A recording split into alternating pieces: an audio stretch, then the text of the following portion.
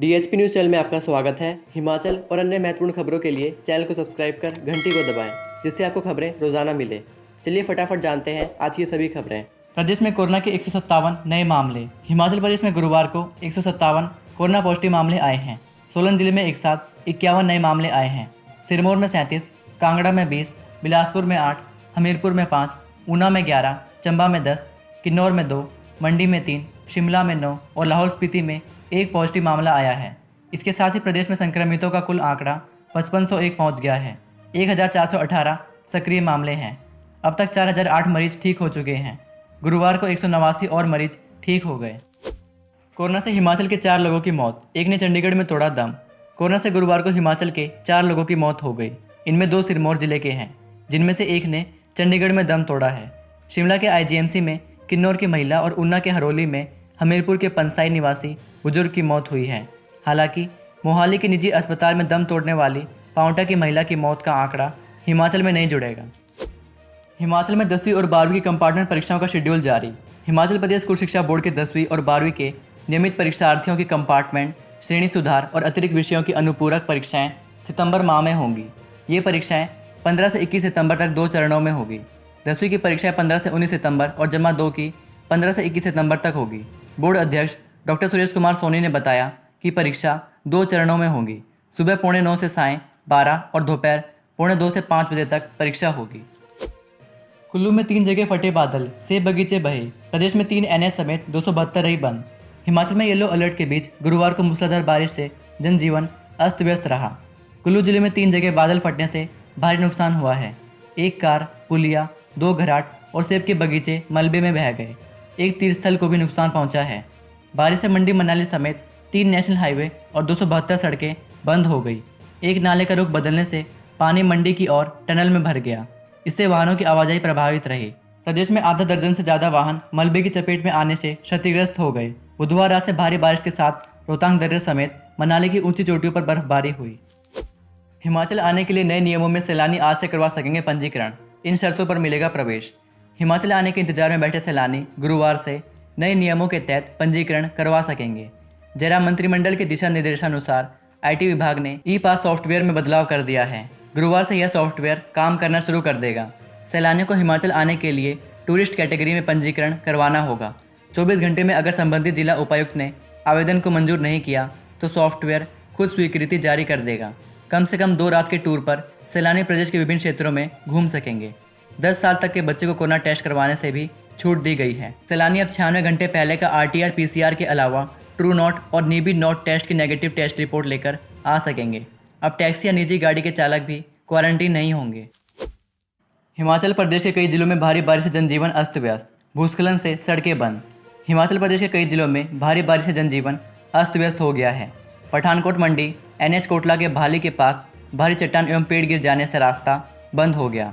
NH पर भारी जाम लग गया। चंडीगढ़ मंडी का कुल्लू एनएच से पूरी तरह संपर्क कट गया। वैकल्पिक मार्ग बजोरा रोड भी 0 पॉइंट के पास बंद हो गया। कृषि मंत्री कंवर ने केंद्रीय मंत्री से की मुलाकात। इन उद्योगों के लिए मांगी सहायता। दिल्ली प्रवास के दौरान ग्रामीण विकास एवं पंचायती राज मंत्री वीरेंद्र कंवर ने केंद्रीय कृषि, ग्रामीण विकास एवं पंचायती राज मंत्री नरेंद्र तोमर से मुलाकात की। उन्होंने प्रदेश की विभिन्न परियोजनाओं के क्रियान्वयन पर चर्चा की। कंवर ने केंद्रीय मंत्री से ऊना के आलू व मक्की, सिरमौर के अदरक पर आधारित उद्योग लगाने को केंद्र से सहायता मांगी। उन्होंने किसानों के उत्पाद रखने के लिए कोल्ड स्टोरेज की व्यवस्था तथा अन्य सुविधाएं जुटाने को भी कहा।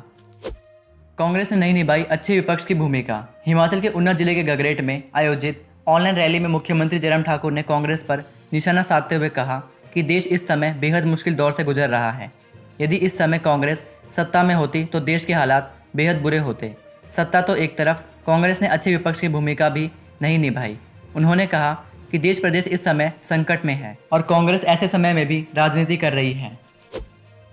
कक्षावार अलग अलग विषयों के क्विज से जांचा जाएगा ज्ञान।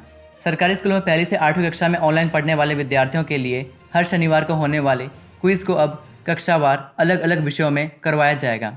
इससे पहले 2 विषयों से जुड़े सवाल पूछे जाते थे। इस शनिवार से समग्र शिक्षा अभियान का राज्य परियोजना कार्यालय इसमें बदलाव करने जा रहा है।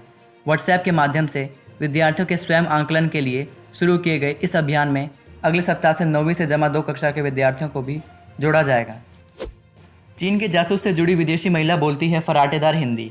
दिल्ली में हवाला कारोबार और दलाई लामा की जासूसी के आरोप में पकड़े गए चीन के जासूस के तार कांगड़ा जिले से जुड़े होने के बाद जांच लगातार चल रही है।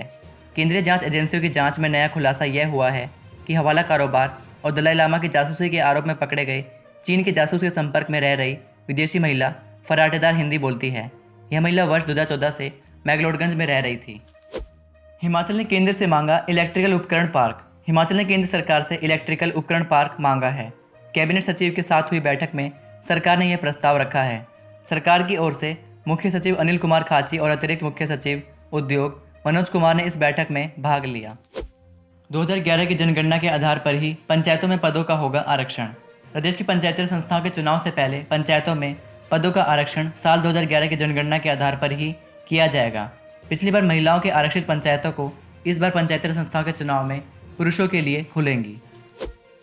पीएम मोदी 29 सितंबर को करेंगे अटल टनल रोहतांग का उद्घाटन। अटल टनल रोहतांग का प्रधानमंत्री नरेंद्र मोदी 29 सितंबर को उद्घाटन करेंगे। जनजातीय विकास मंत्री रामलाल मारकंडा ने बताया कि प्रधानमंत्री कार्यालय की ओर से गुरुवार को इस संभावित तारीख की जानकारी दी गई है। प्रधानमंत्री लाहौल आकर इसका शुभारंभ करेंगे। उन्होंने बताया कि टनल बनने से पहले लाहौल की मनाली से दूरी 47 किलोमीटर कम होगी। यही नहीं, लाहौल स्पीति जाने के लिए साल भर रास्ता भी खुला रहेगा। कृषि विपणन बोर्ड को छोटे संपर्क मार्ग बनाने की दी जाएगी मंजूरी। हिमाचल प्रदेश कृषि विपणन बोर्ड को छोटे संपर्क बनाने की मंजूरी दी जाएगी। साल 2015 में कृषि विपणन बोर्ड से सड़कें बनाने का काम वापस ले लिया था। सरकार अब दोबारा बोर्ड को ग्रामीण क्षेत्रों में छोटी सड़कें बनाने की अनुमति देगी।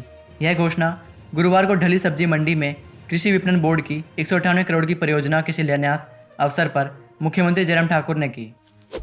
चीन सीमा से सटे स्कूल और कॉलेजों में एनसीसी के लिए प्रेरित होंगे विद्यार्थी। शिक्षा मंत्री गोविंद सिंह ठाकुर ने कहा है कि प्रदेश की अंतर्राष्ट्रीय सीमा के साथ लगते संवेदनशील क्षेत्रों के स्कूलों और कॉलेजों में विद्यार्थियों को एनसीसी में शामिल होने के लिए प्रेरित किया जाएगा। चीन के साथ प्रदेश की सीमा सटी हुई है। ऐसे क्षेत्रों के स्कूलों और कॉलेजों में विद्यार्थियों को जागरूक करने के लिए विशेष अभियान भी चलाया जाएगा। फर्जी डिग्री मामले में निजी विश्वविद्यालय पहुंची सीआईडी। फर्जी डिग्री मामले की जांच करे सीआईडी की एसआईटी ने बुधवार को कोर्ट ने सर्च वारंट लेकर एपीजी विश्वविद्यालय में दस्तक दी। रेड के दौरान जांच टीम ने कई महत्वपूर्ण दस्तावेजों को अपने कब्जे में लिया। सूत्रों का कहना है कि सीआईडी ने पहले ही विश्वविद्यालय से रिकॉर्ड ले लिया था, लेकिन इस रिकॉर्ड के अध्ययन के दौरान जांच एजेंसी को शिकायत में मिली जानकारी से रिकॉर्ड के मिलान में भिन्नता मिलने पर कोर्ट ने सर्च वारंट हासिल कर कार्रवाई की। हिमाचल के 260 परीक्षा केंद्रों में होगी एचएएस की प्रारंभिक परीक्षा। हिमाचल प्रदेश राज्य प्रशासनिक सेवा की प्रारंभिक परीक्षा 260 केंद्रों में होगी। 13 सितंबर को करीब 48,000 अभ्यर्थी प्रारंभिक परीक्षा देंगे।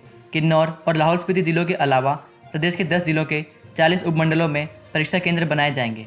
परीक्षाओं के सफल आयोजन को उपमंडल अधिकारियों को नोडल अधिकारी बनाया जाएगा।